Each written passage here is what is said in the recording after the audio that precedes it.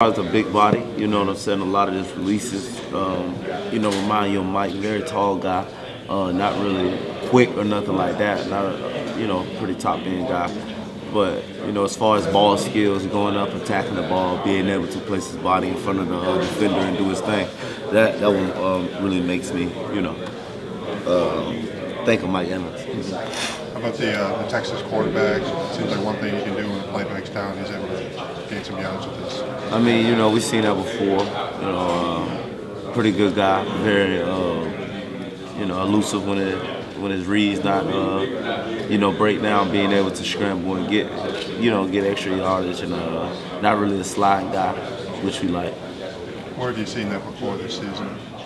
We always see it, scout team practice. We practice against it all year.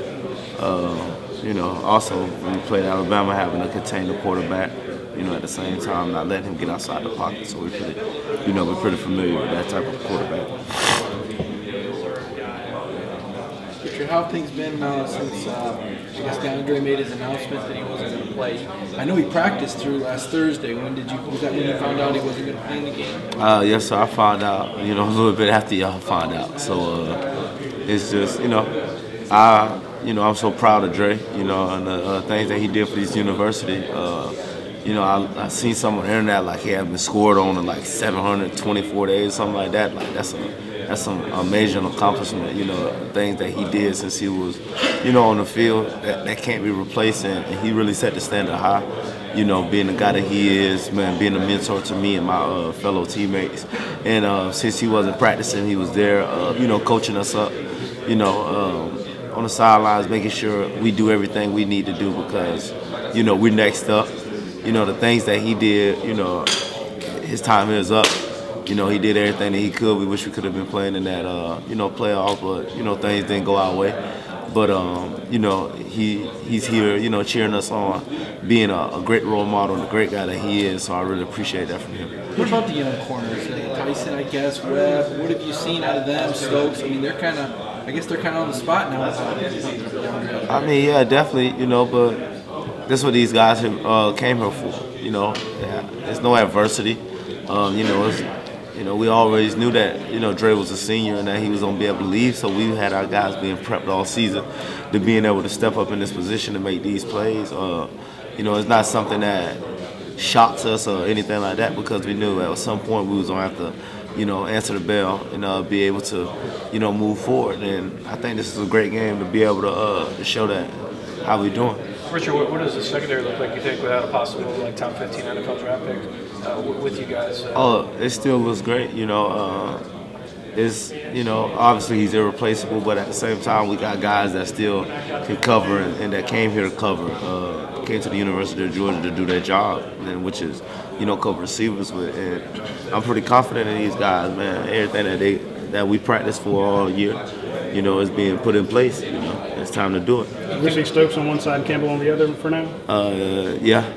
Yes, sir. I think that's how it should go. So there's two freshmen, basically, and then yourself back there as a sophomore. I mean, J.R. Reed's like the old man back there. Right. So talk to me a little bit about how does it feel to be so young? I mean, nervous at all? No, not really. Not at all, really.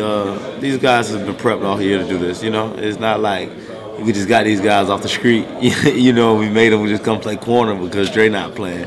These guys, they've been playing corner for a long time, being able to cover people, and I think really helping those guys play even better is knowing that they got a lot of help behind them, which is me and JR. We always build up their confidence, communicating with those guys, making sure they're, they're informed about everything that's going on in the field. So I think these guys, I have no doubt in my mind about these two corners that we got, because it's been plays made by them all year. You know what I'm saying? You mentioned you wanted to play in the playoffs, but you're here. How much did it hurt to see that you weren't going to be in the playoffs? I mean, it didn't hurt. This bowl right here that we're playing in, the Sugar Bowl, is a great historic bowl. Don't get me wrong. I enjoy being in New Orleans and doing everything that the Sugar Bowl has to offer and things like that. But it's just we had our expectations high. It's not like the Sugar Bowl is a downgrade or nothing like that. But the playoffs is somewhere that, every team in America that, shoots for it, at the beginning of the year. And for us not to make it, pretty tough. What would you say about these Texas receivers? They've gotten a lot of pub, big guys, targets, right? Yeah, I mean, pretty good group. We faced receivers all year, that's supposed to be the best that we came through and we defended. Any comparisons would you make of these guys? I mean, not really. Like I said, they're a pretty strong group. I can't take nothing from them. But, we also here to compete too. It's just another group of receivers that we got to cover. I don't see them as any other, Richard, Coach Smart, obviously made his name as a defensive coordinator, defensive coach.